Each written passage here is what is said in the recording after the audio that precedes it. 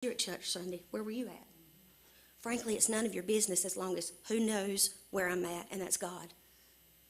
The other important people know where I'm at. Mom and Daddy can tell you where I'm at 24/7 most of the time. Aunt Jane can tell you where I'm at. She knows. I may not be sitting in that pew beside my mom and daddy, but that doesn't mean I'm not in church somewhere, that I'm not praising the Lord. I can be sitting in my bathroom having a conversation with the Lord. That's my church. You do not have to come in the doors of a building to go to church. And I just wanted to say that this morning. Like I said, I've been judged a whole lot. Well, you don't live like you're supposed to. How do you know that? Do you know me? When was the last time you went to my house? When was the last time you you went to my doors, you walked through my house and said, geez, you got a beautiful home here. Instead of me walking through that door and somebody saying, well, where have you been? You need to say, welcome back. Welcome back. We're so glad you're here. Pastor Don, I got to have some of your water, Shug.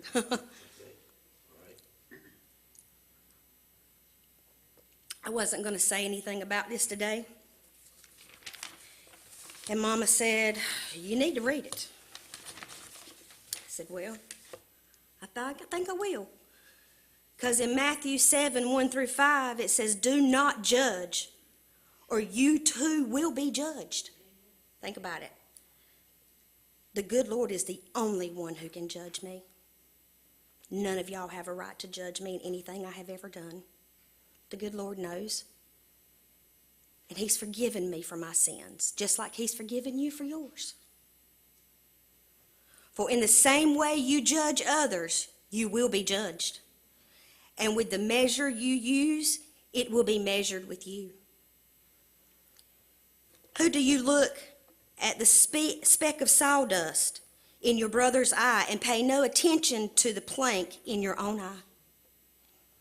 How can you say to your brother, let me take that speck out of your eye, when all the time there is a plank in your own eye?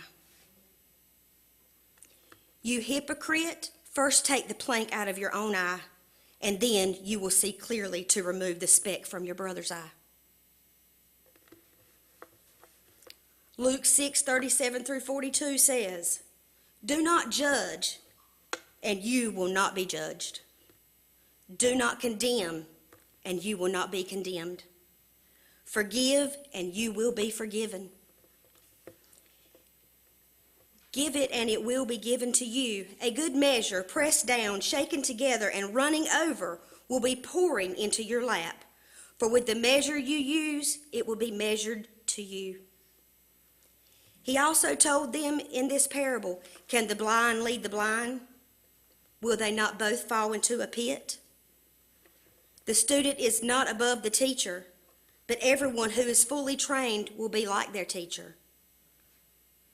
Why do you look at the speck of sawdust in your brother's eye and pay no attention to the plank in your own?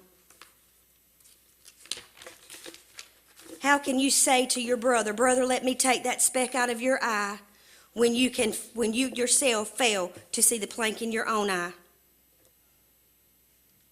John 8:1-8.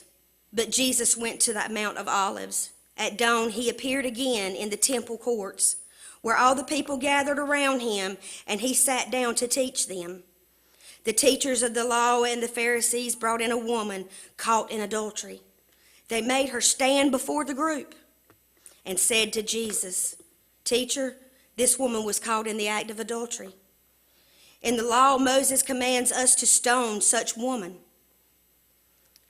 Now, what do you say? They were using this question as a trap in order to have a basis for accusing him, but Jesus bent down and started to write on the ground with his finger. When they kept on questioning him, he straightened up and said to them, let any one of you who